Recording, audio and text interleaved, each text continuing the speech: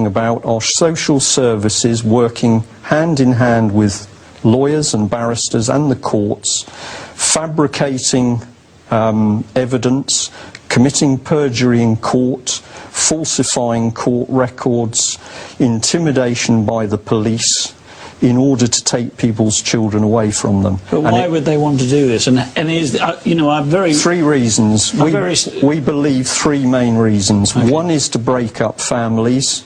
If you look at the way our society is going, families are under continual attack. And you break up families because that alienates mum and dad and it leaves the children vulnerable. We are very sure, and I think it's not going to be too long before I don't have to do the research, other people are digging, we believe children are being used for drug testing. And children are dying in hospitals.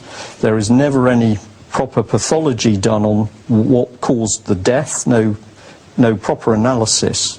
And we are confident that what's actually going on is drug testing on children. And the other requirement... Well, these are very serious allegations. Very serious allegations. And the other thing which we are very certain is children are being deliberately taken from their parents and they are then being put into a system of abuse, which is either physical or sexual. Well, again, extremely serious allegations, Brian. Well, I don't sit here making these idly, and I've got no worries about this, because initially when people spoke to us, some you would say, where's the evidence? They're traumatised, they don't have it. But when people arrive with 3 ring files where they're showing falsified papers, they're showing discharge notes from hospitals with no signatures and no diagnosis, and I can show you 4 hospitals involved in that, we know what these people are saying is real. And at a talk in South Wales, 3 ladies stood up on camera with me, and one of them, as an example, said that when she tried to help the mother to stop the daughter being taken, she was threatened by the police.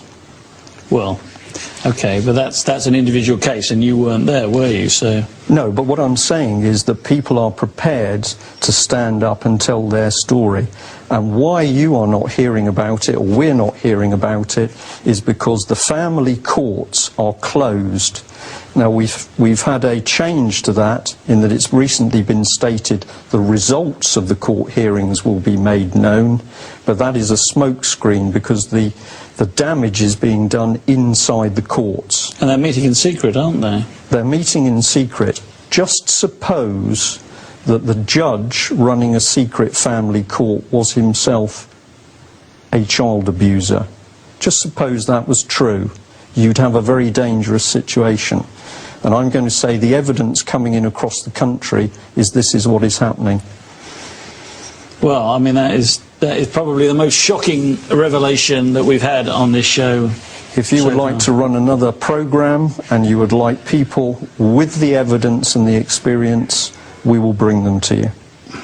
Well, okay, well that's very interesting, and we'll certainly consider that. And as I say, if Common Purpose want to write a reply, we'll certainly give that to them. Can I stress, because I think this is an important thing, I have not said that Common Purpose is directly involved in this activity, but what I will say to you is if we know that Common Purpose are having closed-door meetings for which there are no minutes, it would facilitate inappropriate behaviour by people in social services.